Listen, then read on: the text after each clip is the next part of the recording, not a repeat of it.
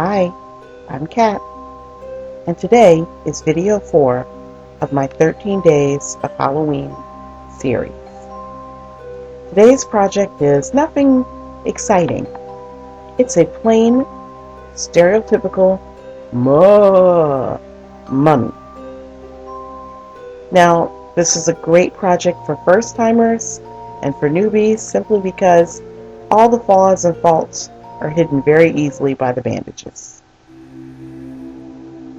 I'm going to use my 4th skeleton from the first pack for this. And I cut off the ring at the top of the head. And then because you can see how splayed those toes are, we're going to narrow those feet down by cutting off the 4th and 5th toes. I'm going to put this mummy in a walking position. So in order to do so, I'm going to have to bend back the toes on one foot.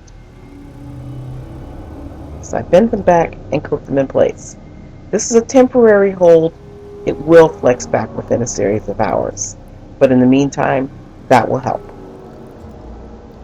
Then I went into the Dollar Tree and got some of these pencil grip from the school supply section. And these are perfect padding for the arms. You'll see these show up a little bit later in some of the other videos. So I cut the orange one. I used an orange one and a red one, but the colors really don't matter. And I cut the orange one going inward just a little bit so it's narrower at the wrist and wider at the top of the arm. And I'm gluing these in place, but I'm also going to wrap them with a little bit of embroidery thread. Then I also got foam rollers from the Dollar Tree. I got these because the grips are great and they're small, but they're a little too narrow for legs and they're not long enough. So these foam rollers are perfect. Once you take the insert out, as you can see, you fold it in half and it is the size of the leg. So I cut a small slit going up the back and slip this over the leg. I marked off the place where the knee would be.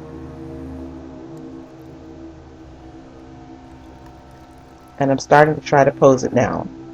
So I went on ahead and removed the clip that was holding the toes in place. But for right now, I just want to go on ahead and flesh this mummy in. First, I'm going to add a butt. Yes, a butt. I'm using the leftover orange from the first arm to glue in place at the back.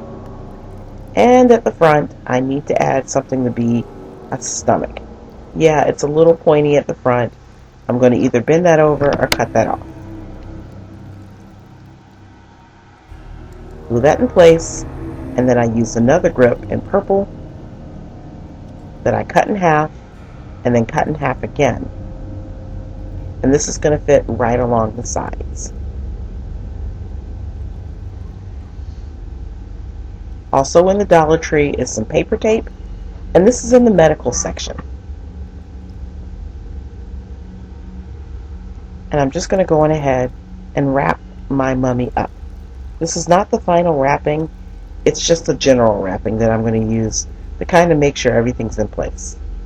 I wrapped the entire mummy, and then I went through with scissors and began to use the scissors to carve out the legs and other shapes.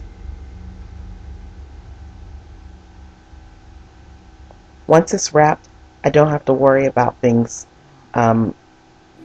falling apart as I cut it.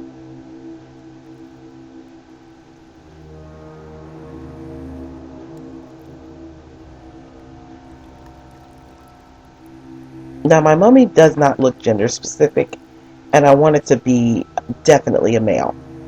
So I'm going to broaden its shoulders, adding the leftover purple grips at the top.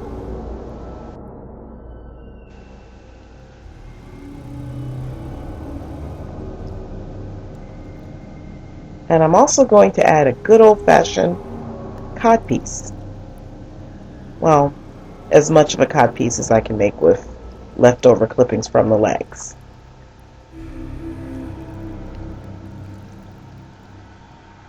I glue the arms back in place, facing forward. And then I cut off the hands and cut off one finger on each side.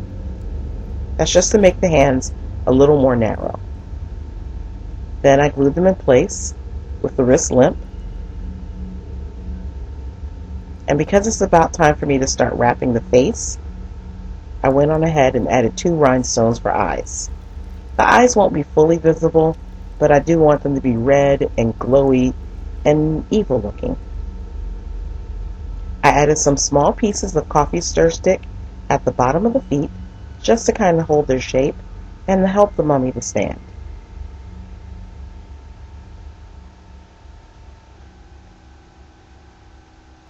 Then I cut the paper tape into small strips and went ahead and started to bandage the face.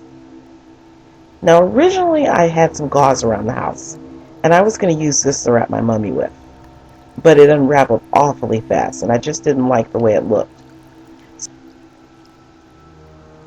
So I went on ahead and dug through my craft box until I found some 1/8 inch pieces of elastic.